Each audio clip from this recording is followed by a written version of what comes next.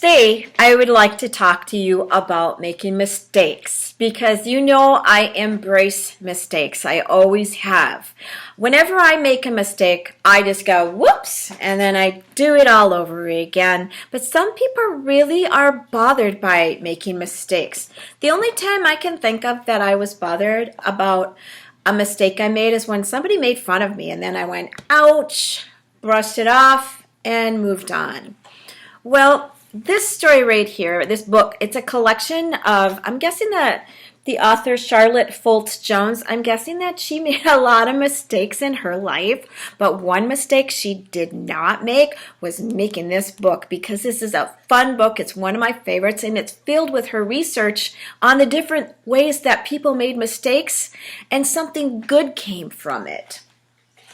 So here's her first. The first story I'm going to read. She's got lots of stories in here. I'm not going to read them all. But this first one is about, yeah, I know, piggy banks. Yeah, piggy banks. So, dogs, this is her story. It's called Piggy Bank.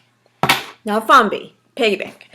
Dogs bury bones, squirrels gather nuts to last through the winter, camels store food and water so they can travel many days across the deserts. But do pigs save anything? Do you save anything? No!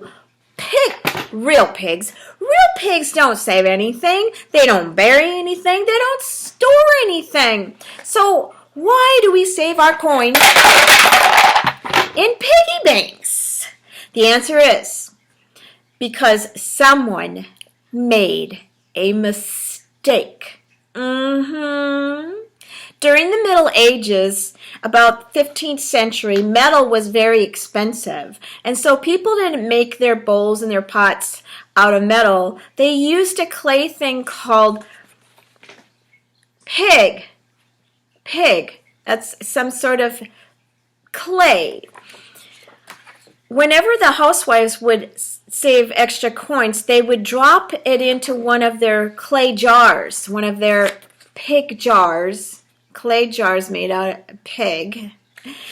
They called this their pig bank or their piggy bank.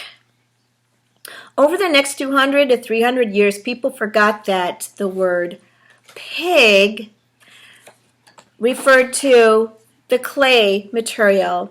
In the 19th century, when English potters received requests for piggy banks, they produced banks shaped like a pig.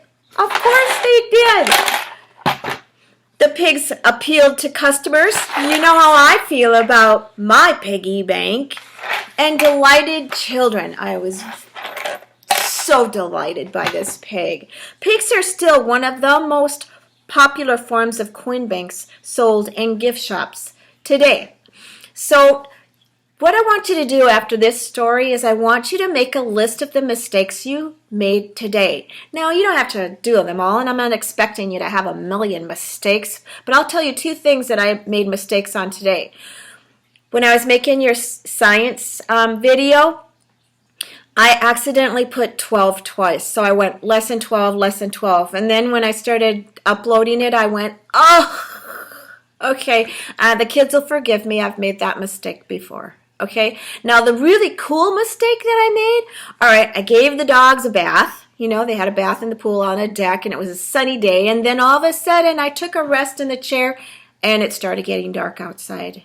And then it started to rain, and I knew I had to get out there and talk about the trees. I wanted to take pictures of the trees for another assignment, so I went out. But it was so fun being out in the rain, and I was walking around with the video camera, you know, just taping the thunder and splattered by rain, and I actually probably enjoyed that more than if I'd gone out during the sun. So make a list.